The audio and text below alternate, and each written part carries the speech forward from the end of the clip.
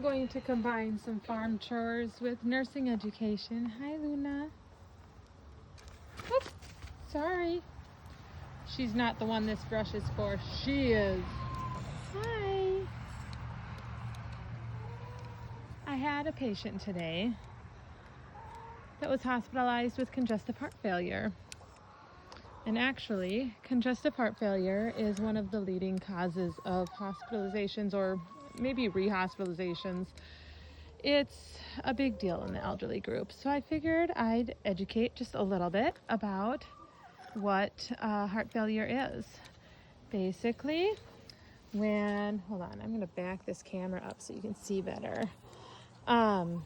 When you get old, you notice that your muscles start to get weaker, and your heart is a muscle. So it too starts to wear out and get a little bit more weak, right?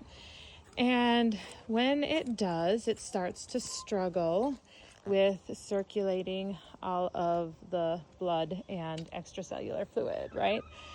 So then what happens is it starts kind of dumping off some of that extra fluid that it doesn't need in your legs or in your lungs, causing edema or shortness of breath. And if you don't manage it with some medications early enough, you could do diet and exercise and such.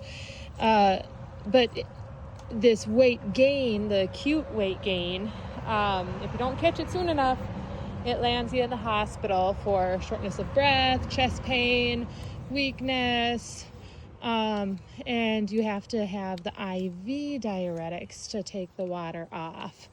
So when your heart is starting to get old and starting to go, if you're one of those that has been diagnosed with heart failure, then the key pillars to preventing hospitalization is catching a weight gain early enough that you don't need IV diuresis, but rather could take an oral antidiuretic at home.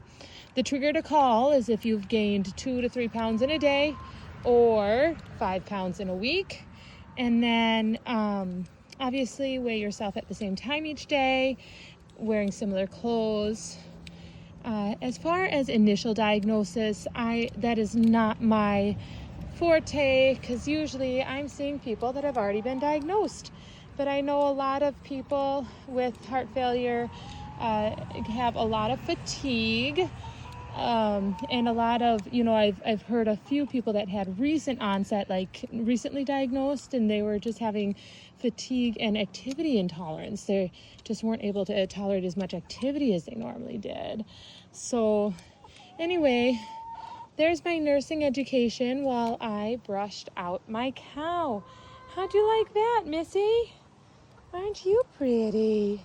This is Pickles, what I do on my off time. Yeah.